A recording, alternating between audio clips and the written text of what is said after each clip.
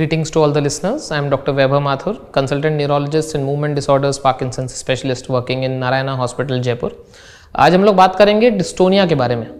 Dystonia मुझे ऐसा लगता है कि एक बहुत ही अंडर एड्रेस्ड टॉपिक है, जिसके बारे में बहुत कम लोगों को जानकारी है, जबकि ये रोग काफ़ी ज़्यादा व्यापक है। जैसे डिस्टोनिया वर्ड का मतलब होता है बॉडी की टोन के अंदर गड़बड़ होना। टोन मतलब आपके ब्रेन से आपका बॉडी का जो कंट्रोल है वो गड़बड़ हो जाता है। अगर मैं आपको डिस्टोनिया के कुछ एग्जांपल्स बताऊं तो शायद आप रिलेट कर पाएंगे। मैं ऊपर से शुरू करता हूं। कई बार आंखों को बार बार झपकने की बीमारी हो जाती है, जिसको ब्लेफरोस्पाज्म कहते हैं। वो एक तरीके का आंखों की मसल्स का डिस्टोनिया है। आप कंट्रोल नहीं कर पाते हैं, आंखें बार बार बंद हो जाती है। बोलने में कई बार जबड़े का डिस्टोनिया हो जाता है, खाना बाहर आ जाता है पेशेंट्स का, जीभ कट जाती है खाते खाते, या बोलने के समय पे बार बार इस तरह के मूवमेंट्स पेशेंट मुंह से बनाते हैं। तो इस तरह के जबड़े के मसल्स या चेहरे के मसल्स का कंट्रोल नहीं रह पाना एक तरीके का ओरोमैंडिबुलर डिस्टोनिया है। डिस्टोनिया गर्दन में हो सकता है। पेशेंट्स बार बार अपनी नेक को कंट्रोल नहीं कर पाते, या तो गर्दन पीछे जाती है या गर्दन साइड में जाती है, और मरीजों को बार बार अपनी गर्दन को ऐसे पकड़ के रखना पड़ता है। ये बहुत ही प्रॉब्लमेटिक है। इन बीमारियों के अंदर बोटॉक्स इंजेक्शंस काफ़ी ज़्यादा फायदेमंद होते हैं।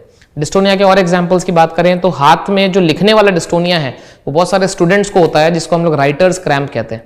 राइटर्स क्रैम्प जनरली पेशेंट्स हमारे पास 20-25 की एज में लेके आते हैं, जब वो कहते हैं कि मेरे आजकल पेपर खत्म नहीं हो रहे हैं, मेरी राइटिंग चेंज हो रही है, पेन हाथ से छूट जा रहा है। तो ऐसी बीमारियों का बहुत दिन तक कारण पता नहीं चल पाता, पर ये एक्चुअली हाथ का डिस्टोनिया होता है। तो इसको राइटर्स क्रैम्प या फोकल हैंड डिस्टोनिया कहते हैं। डिस्टोनिया पैरों में हो सकता है, पैरों का चलते समय मुड़ जाना, पैरों का अपने आप जो है उसमें से अंगूठे का ऊपर चले जाना। इस तरह की जो बीमारियां हैं वो डिस्टोनिया कहलाती हैं, और ये बहुत कॉमन है अगर हम मूवमेंट डिसऑर्डर्स की बात करें तो। इसके सारे एज फैक्टर्स हो सकते हैं। ये यंग एज के अंदर जिन बच्चों को सीपी होता है उन बच्चों को हाथ पैर में डिस्टोनिया होता है। अगर बड़ों की बात करें तो 20-25 ईयर्स में, जैसा मैंने बताया, हाथ का डिस्टोनिया होता है, और 40-45 के बाद पार्किंसंस का डिस्टोनिया होता है। और उसके बाद अगर बात करें तो सर्वाइकल और चेहरे के डिस्टोनियाज एल्डरली में ज्यादा कॉमन है, 55-60 के बाद।